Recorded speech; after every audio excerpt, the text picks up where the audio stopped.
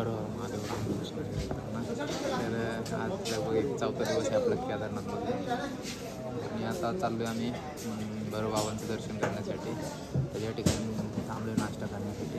तर नाश्ता करून या ठिकाणी बघतोय हॉटेल पाहू शकतो. या ठिकाणी पराठा ऑर्डर केलेला आहे आपण पाहू शकते. पराठा आलेला आहे, आलू पराठा आहे, सोबत लोणचं आहे. तर या ठिकाणी पराठा आहे. थँक्यू बघा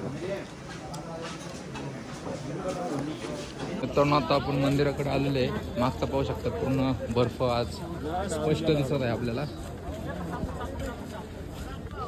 आता आम्ही वर चाललेलो आहे भैरवबाबांचं दर्शन करण्यासाठी.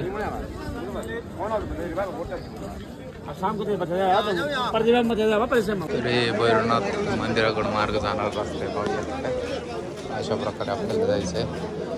तर मित्रांनो आता आपण हे मार्ग आहे भैरवनाथ मंदिर, भैरव मंदिराकडे. गर्दी पाहू शकता. आज गर्दी खूप आहे आज.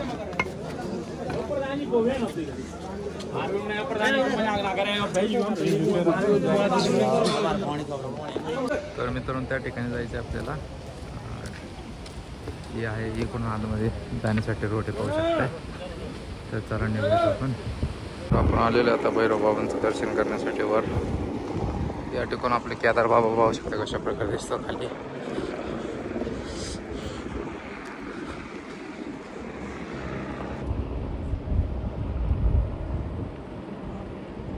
आपले छत्रपती शिवरायांचं ध्वज आहे पाहू शकताय. या ठिकाणी भैरवबाबांच्या मंदिरापाशी बघू शकता कशा प्रकारे फडकते.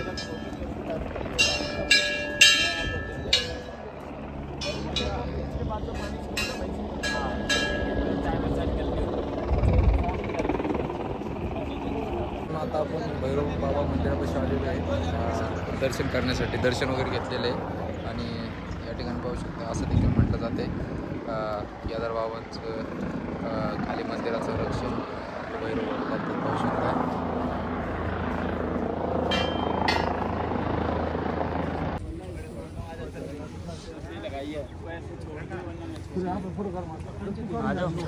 तर मित्रांनो दर्शन वगैरे झालेलं आहे. चाललेलो आहे आम्ही खाली. मित्रांनो आता आपण आलेलो आहे भीमशिला जे की शिलापाशी आलेलो आहे. 2013 मध्ये जी आपदा आली होती याच शिलाने आपले भोलेबाबांचं केदारनाथ मंदिराचं रक्षा देखील केलं होतं. असं येऊन या ठिकाणून वरून पाणी गेलं होतं. तर पाहू शकता भीमशिला आहे.